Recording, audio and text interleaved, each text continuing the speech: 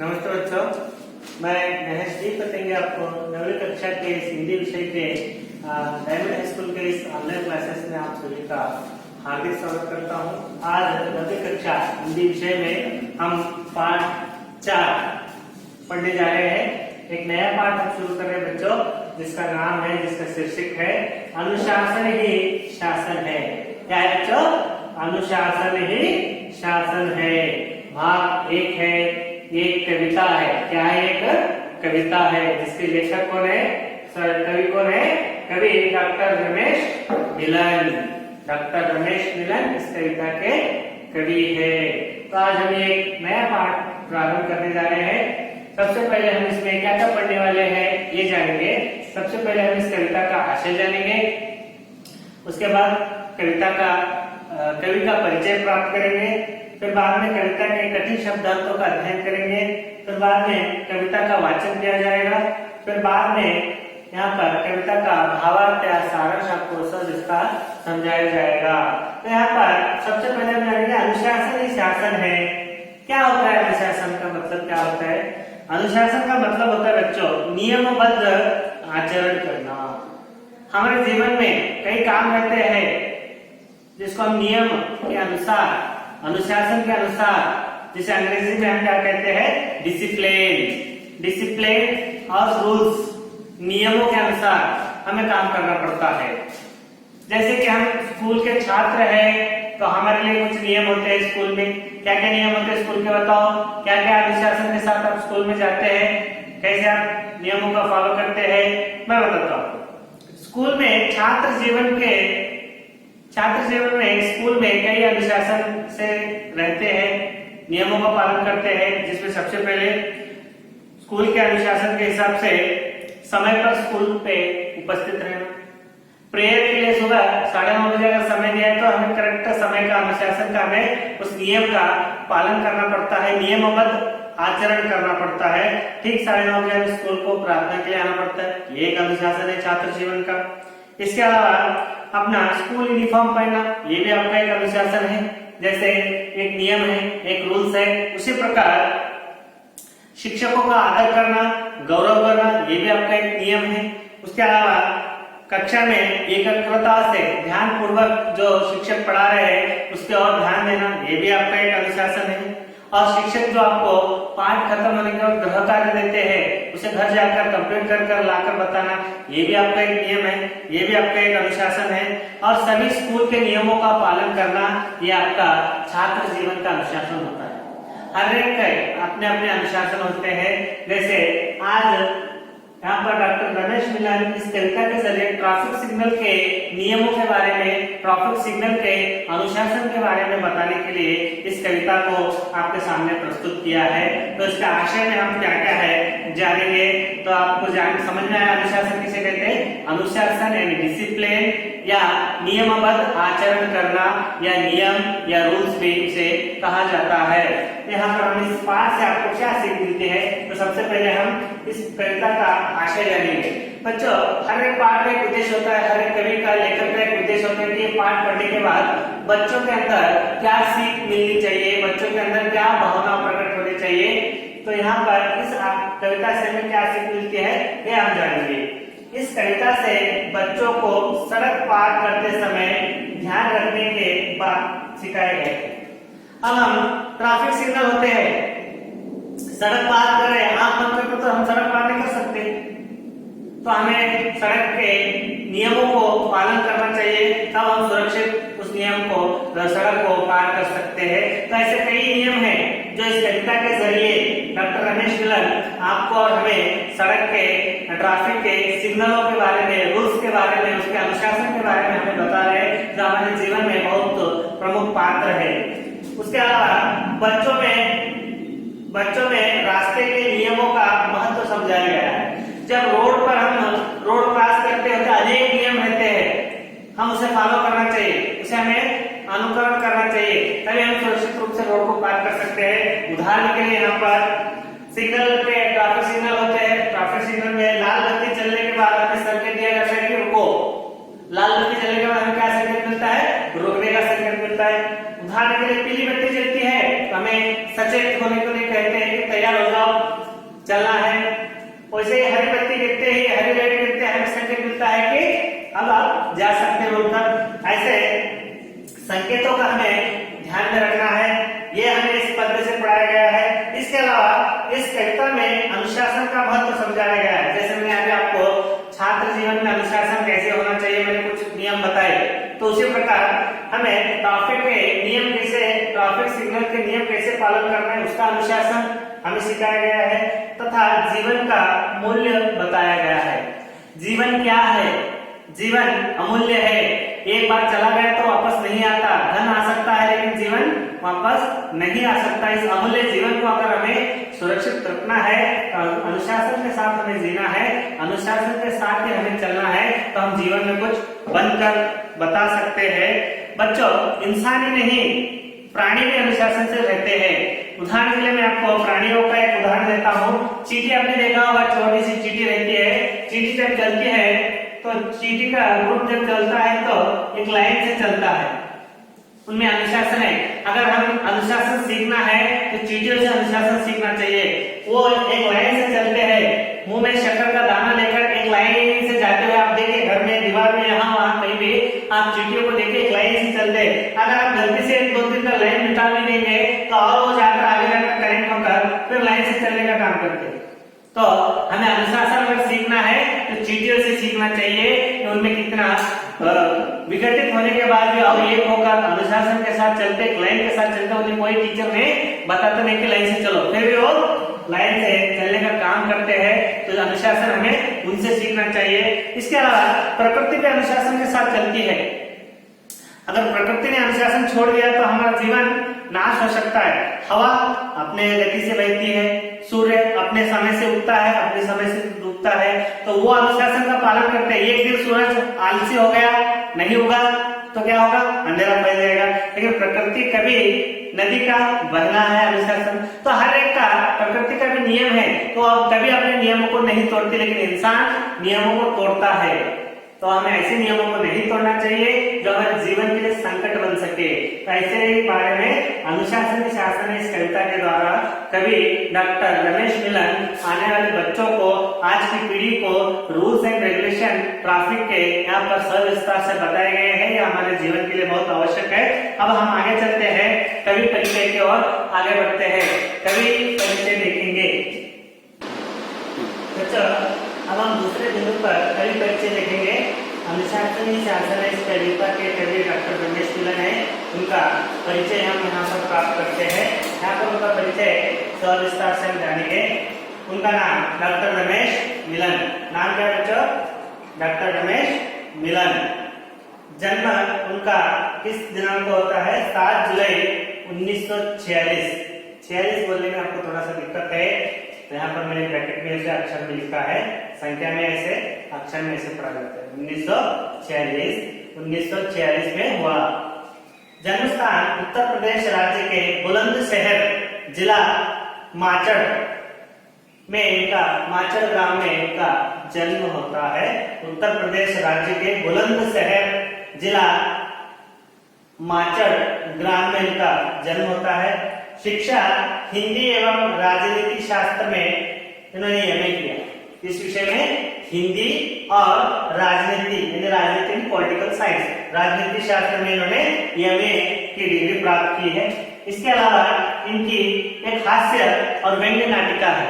एक हास्य भरा, यानी हास्य से, कॉमेडी से भरा हुआ एक नाटक है। इनकी हास्य व्यंग्य नाटिका है बात इतनी सी। बात इतनी सी एक व्यंग्य हास्य नाटिका है। कविता संग्रह है इनके सोने की मछली। आपको प्रश्न आ सकता है कि डॉक्टर रमेश मिलन की कविता संग्रह का नाम बताइए। सोने की मछली। पुरस्कार इनको कौन सा प्राप्त हुआ? पुरस्कार यहाँ पर सोने की मछली इस कविता संग्रह के लिए NCERT द्वारा पुरस्कृत है। NCERT द्वारा पुरस्कृत है। ये नाम सुना होगा आपने, आपके टेक्स्ट बुक के आधार इसी की बेस पर बनते हैं। इसका लॉन्ग फॉर्म होता है national council of educational research and training. तो NCERT द्वारा इनको पुरस्कार दिया गया है। इनके प्रमुख रचनाओं के और आगे बढ़ेंगे हम। इनके प्रमुख रचनाएं हैं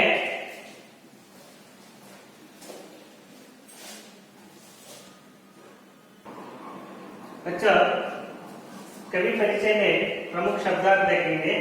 कवि परिचय में 8वां बिंदु प्रमुख रचनाएं, जिनके इनके डॉक्टर रमेश मिलन के प्रमुख रचनाएं।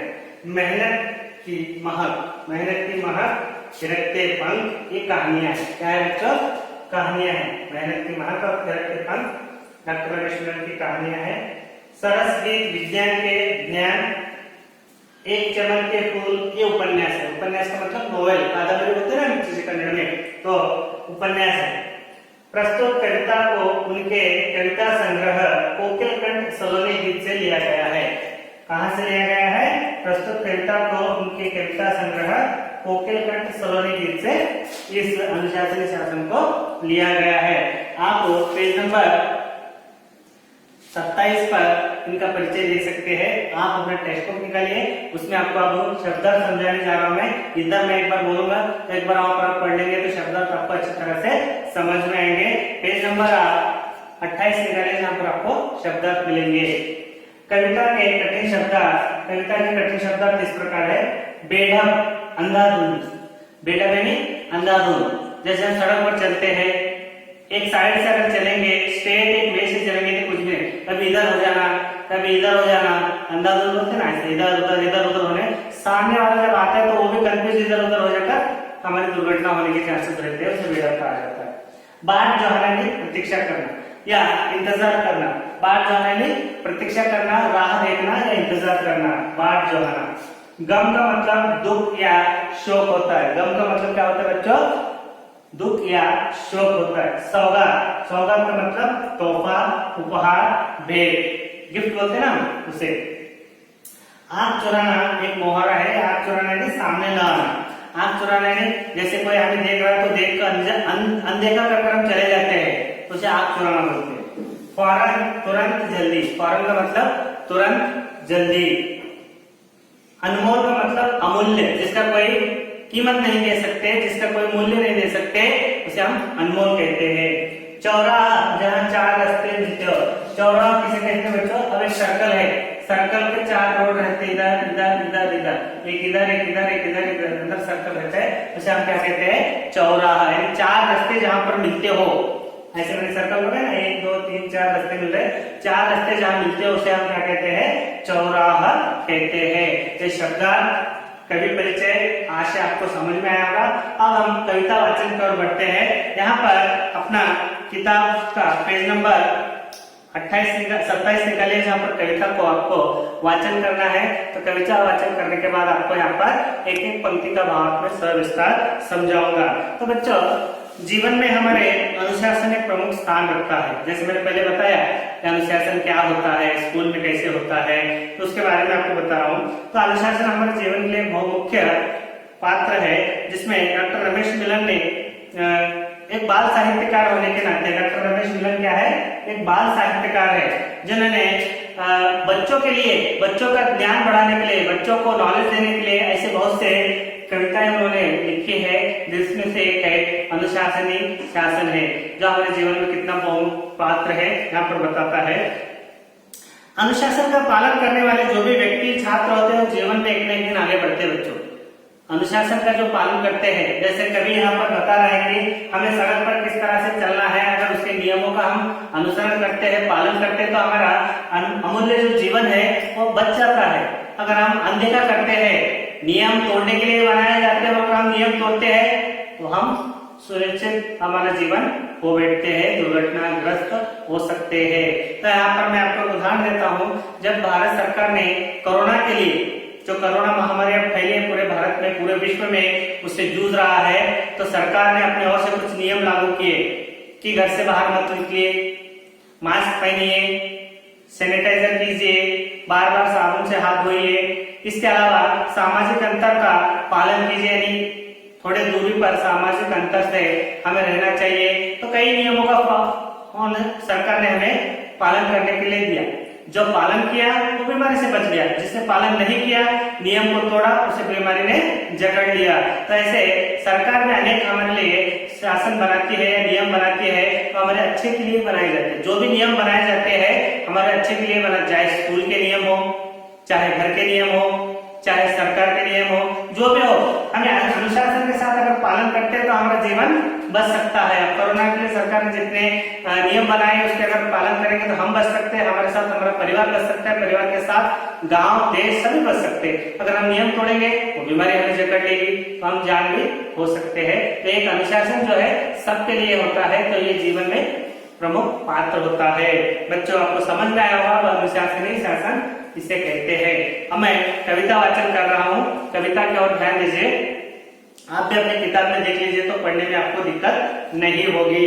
यहाँ पर पहले पाठ 4 है, कविता का नाम है अनुशासनीय शासन, जिसके कवि है डॉक्टर रमेश मिलन।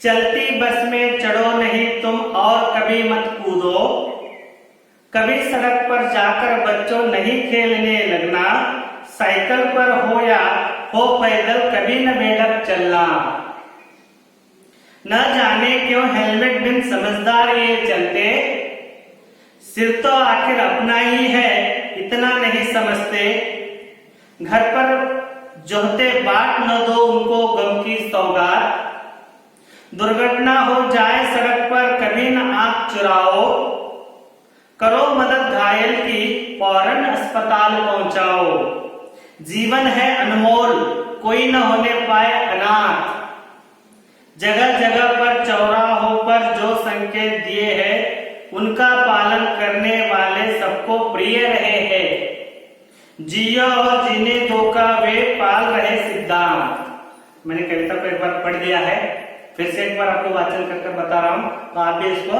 अपने देखने का काम कीजिए तो आपको कविता पढ़ने में कोई दिक्कत नहीं होगी।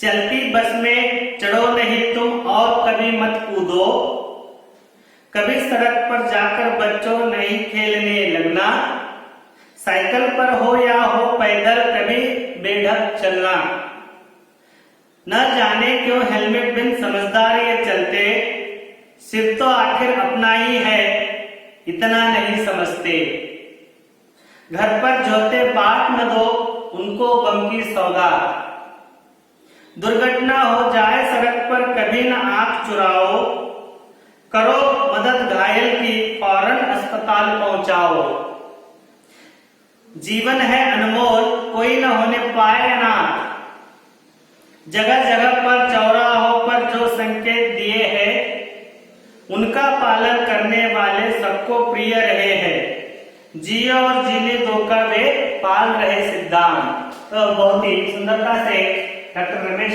मिलन अनुशासनीय शासन कविता को यहाँ पर लिखा है, जो खास कर बच्चों को ट्रैफिक सिग्नल के बारे में, अनुशासन के बारे में, अपने जीवन में अनुशासन कितना प्रमुख है उसको बताते हुए 4 पंक्ति में यहाँ पर 4 प्यारा में यहाँ पर कवि समझाने का प्रयत्न किया है। तो हम उसे आगे एक एक पंक्ति का भाव समझेंगे। अब पहली पंक्ति का भाव आगे हम जानेंगे, पहली पंक्ति का भाव सविस्तार से जानेंगे। से लिखा है, खास कर बच्चों को ट्रैफिक सिग्नल के बारे में, सड़क पर चलते समय हमें कैसे ध्यान देना चाहिए, ट्रैफिक सिग्नलों का कैसे अनुसरण करना चाहिए, और जीवन हमारे लिए अनमूल्य है, तो उसके बारे में सविस्तार से बताते हुए यहाँ पर अपने पहली पंक्ति में कवि कहना चाहते हैं क्या, इसका भाव जानेंगे। तो एक बार मैं इसे वाचन कर रहा हूँ, आप अपने टेक्स्ट बुक में पेज नंबर 27 पर देखिएगा। चलती बस में चढ़ो नहीं तुम और कभी मत कूदो, चलती बस में चढ़ो नहीं तुम और कभी मत कूदो, कभी सड़क पर जाकर बच्चों नहीं खेलने लगना, साइकिल पर हो या हो पैदल कभी न बेढक चलना, साइकिल पर हो या हो पैदल कभी न बेढक चलना। तो यहाँ पर कभी कह रहे हैं, जब हम बस पे या ट्रेन में चलते हैं, चढ़ने के लिए जाते हैं, तो कभी भी हमें चलती बस पर चलना भी नहीं चाहिए और चलती बस से हमें उतरना भी नहीं चाहिए। अब बस स्टॉप पर हम रुकते हैं, बस आती है तो रुकती है तो हम नहीं चढ़ने की कोशिश करते। कुछ बच्चे होते हैं, कुछ लोग होते हैं, मोबाइल पर फोन करते फिरते हैं, लेकिन उस बस जब आकर रुकती है तो नहीं चलते। जब वो चलने लगते हैं उसमें चढ़ने जाते हैं, चढ़ने जाकर पैर फिसल कर गिर जाते हैं, बस के पहिए में आकर अपनी जान गंवा बैठते हैं। तो हमें मालूम होना चाहिए कि चलते बस पर चढ़ने से क्या होता है, हमारे जान जाने की संभावना हो सकती है। तो यहाँ पर कवि कह रहे हैं चलती बस में चढ़ना भी नहीं है हमें और चलती बस से कूदना भी नहीं है। अब कभी कभी बस रुकने में रहती है तो उसे रुके बगैर, रुकने से पहले हम उतरने की कोशिश करते हैं, हमारा बैलेंस इनबैलेंस हो जाता है, हम गिर कर अपना हाथ पैर तोड़ने की संभावना रहते हैं या उस दूसरे मोटर से गाड़ी से दुर्घटना होकर हम जान भी गंवा सकते हैं। तो बच्चों के लिए खास तौर पर कवि कह रहे हैं कि कभी भी बच्चों चलती बस में, बहुत लोग ट्रेन में भी चलते, ट्रेन में भी चढ़ने की कोशिश करते, ट्रेन जब रुकी रहती है घंटों से रुकी रहती है नहीं चढ़ते, जब ट्रेन चालू होती है और तेज दौड़ने लगते हैं तो ये भी दौड़कर उसमें बैठने के लिए कोशिश करते हैं, पैर फिसल कर पटरी के अंदर आकर अपनी जान गंवाते हैं। तो ऐसे जोखिम क्यों उठाना चाहिए? जान केवल सस्ती नहीं है, जान अनमोल है। अब हम पैसा कमा सकते हैं, आता है जाता है पैसा, लेकिन जान एक बार चली गई या हमारे हाथ या पैर कट गया तो वापस कभी नहीं आने वाला। तो इसलिए कभी कह रहे हैं हमें चलती बस में कभी मत चढ़ो बच्चों और चलती बस से कभी मत कूदो, ये हमें ध्यान रखना है। हमें अनुशासन का पालन करना है, जब बस रुके तब हमें चलना है और उसमें बैठना है, जब बस रुके तब हमें आराम से उतरना है। तो हमें गड़बड़ कर उतरना नहीं है और चलती बस में गड़बड़ कर चढ़ना नहीं है। पहले लाइन में ही कभी आपको सचेत कर रहे हैं कि चलती बस में और चलते बस से कूदना नहीं चाहिए, ध्यान रखेंगे ना बच्चों? ठीक है। दूसरे पंक्ति में क्या करें देखो, कभी सड़क पर जाकर बच्चों नहीं खेलने लगना। अब बच्चे होते हैं थोड़े समझदार होते हैं, थोड़े नासमझ होते हैं, छोटे छोटे बच्चे गली मोहल्ले में छोटे छोटे रोड रहते हैं, ट्रैफिक हो या ना हो, ट्रैफिक नहीं है तो बच्चे वहां पर क्रिकेट खेलने लगते हैं या कबड्डी खेलने लगते हैं या कोई और दूसरा खेल खेलने लगते हैं। तो कहीं से कोई गाड़ी आकर में दुर्घटना करती है तो वहां पर और उनको जान गंवाने की संभावना रहती है। तो सड़क होती है, चाहे गली की सड़क हो, चाहे मेन हो, चाहे हाईवे सड़क हो या कोई भी हो, छोटी सड़क हो बड़ी हो, कभी भी वाहन आते जाते रहते हैं, सड़क कभी खाली नहीं रहती। तो ऐसे सड़क पर जाकर कुछ बच्चे सड़क पर कोई नहीं आ रहा चलो क्रिकेट खेलेंगे, एक मैच बोलकर खेलने लगते हैं तो वहां पर दुर्घटना होने की संभावना रहती है और उस दुर्घटना में अपनी जान हाथ पैर गंवाने की संभावना रहती है। तो बच्चों के लिए खास कर खेलने की जगह बनाई जाती है, जैसे बगीचे में जगह रहती है या बच्चों के खेलने के लिए अलग सा मैदान रहता है, वहां जाकर बच्चों को खेलना चाहिए, सड़क पर जाकर नहीं खेलना चाहिए। अगर छोटे बच्चे समझदार नहीं है तो हमें बताना चाहिए कि यहाँ पर खेलने से क्या हो सकता है और वहां पर उन्हें खेलने से मना करेंगे तो हम अपने बच्चों को सुरक्षित रख सकते हैं। नहीं तो हम अपने बच्चों को सड़क पर खेलते देखकर कुछ तो जरूर होती है लेकिन कोई दुर्घटना होने से हमारे बच्चों की जान गंवाने की संभावना होती है। इसलिए हमें सड़क पर जाकर कभी नहीं खेलना चाहिए, चाहे सड़क छोटी हो, चाहे सड़क बड़ी हो, चाहे सड़क गली की हो, चाहे सड़क मेन रोड की हो, हमें बच्चों सड़क पर जाकर कभी नहीं खेलना है, यह हमें ध्यान रखना है। सड़क के साथ हमें सड़क पर खेलना नहीं है, सड़क पर हमें सतर्क सावधान रहना चाहिए। और आगे बताया तीसरी पंक्ति में, साइकिल पर हो या हो पैदल कभी न बेढक चलना। अब बच्चे रहते साइकिल लाते हैं, सड़क खाली है, एक राउंड मारेंगे बोलते, सड़क पर राउंड मारकर यहाँ से राउंड मारकर या सड़क पर रनिंग लगाने जाते हैं। तो ऐसे में क्या होता है, कहीं सामने से कोई वाहन आ जाए तो दुर्घटना होने की संभावना रहती है। तो ऐसे बच्चों को सतर्क कर रहे कभी कि सड़क पर हमें साइकिल चलाते समय नियम के फॉलो चलना चाहिए, नियम का पालन करना चाहिए, किस साइड से हमें चलना चाहिए, किस साइड से आना चाहिए, इस नियम का फॉलो करना चाहिए।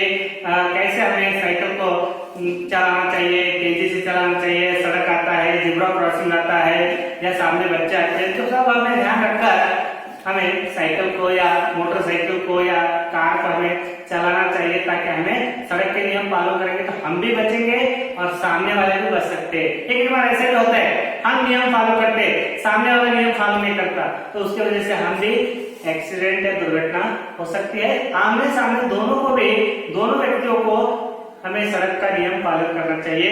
एक व्यक्ति अगर नियम पालन करता है, दूसरा व्यक्ति नियम पालन नहीं करता है तो दोनों को भी जान से हाथ धो बैठ सकते हैं। तो इसलिए हमें सड़कों का नियम, बच्चों को खास करके साइकिल लेकर जाते हैं, स्कूल के लिए साइकिल आते हैं, साइकिल को ले जाते एक ऊपर कर देते हैं, हैंडल ऊपर कर और चलाने लगते हैं, ऐसे में दुर्घटना होने की संभावना बहुत रहती है। अगर आप साइकिल पर भी नहीं है, पैदल चल रहे हो, पैदल चलकर, तो हमें फुटपाथ का और ज़ेब्रा क्रॉसिंग का उपयोग करना चाहिए। हमें पैदल चलना है तो फुटपाथ पर, सरकार ने उस पर फुटपाथ बनाए रहते, उस फुटपाथ से एक किनारे से हमें जाना चाहिए, ताकि हम बीच सड़क से अगर जाएंगे तो दुर्घटना हो। सड़क खाली है बोलकर हम बीच सड़क से बेढक चलते हैं। बेढक कैसे चलते हैं?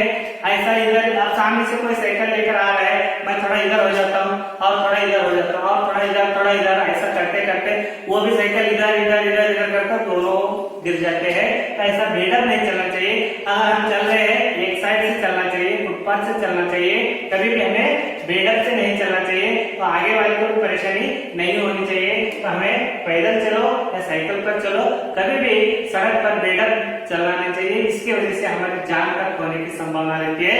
तो बच्चों, यहाँ पर डॉक्टर रमेश मिलन अपनी पहली पंक्ति में ही साफ बता रहे, आपको एक सूचना दे रहे हैं अनुशासन किस तरह से हमें फॉलो करना है। चलती बस में कभी चढ़ना भी नहीं है और चलती बस में कभी उतरना भी नहीं है, दोनों को हमें ध्यान रखना है। और कभी सड़क पर जाकर छोटे बच्चों के साथ या हम कभी भी सड़क पर जाकर खेलना नहीं चाहिए, तो दुर्घटना होने की संभावना रहती है। साइकिल पर हो या हो पैदल, कभी भी बेढक हमें नहीं चलना चाहिए। साइकिल पर जाइए या आप पैदल जाइए, तो रूल्स के साथ हमें चलना चाहिए। तो इस पंक्ति का ये भाव आशा करता हूँ ये आपको समझ में आया होगा। तो यहाँ पर पहली पंक्ति में जो बोल रहे हैं वो हमारे लिए ही बोल रहे हैं, बच्चों के लिए बोल रहे हैं। अगर ये नियमों का अगर हम फॉलो करते हैं तो हम एक सुरक्षित जीवन से चल सकते हैं। अगर ये अनुशासन को रूल्स बनाए होंगे, तोड़ेंगे, करेंगे तो हम हमारी जान से हाथ धो बैठ सकते हैं। तो कभी भी किसी की बातों में अपन सड़क पर चलते समय ध्यानपूर्वक चलना चाहिए और सतर्कता को बरतना चाहिए। सारे सड़क के नियमों का पालन हमें करना चाहिए। तो हमारा जीवन क्या है बच्चों, अनमोल है, उसे खोने से हम बच सकते हैं। ऐसे एक संदेश यहाँ पर डॉक्टर रमेश मिलन इस कविता द्वारा देने का प्रयत्न कर रहे हैं। आज हम सबसे पहले हमने कविता का आशय जान लिया, फिर कवि परिचय को जान लिया, फिर उसके बाद पद्य के कठिन शब्द को जान लिए, फिर पहले पंक्ति का भावार्थ आपको मैं समझाने का प्रयत्न किया हूँ। आशा करता हूँ अनुशासन शासन पाठ 4 भाग 1 आपको समझ में आया होगा। अगर आपको कोई भी डाउट या प्रश्न हो तो बेझिझक मुझे पूछ सकते हैं और हम अगली कक्षा में फिर मिलेंगे। धन्यवाद, नमस्ते।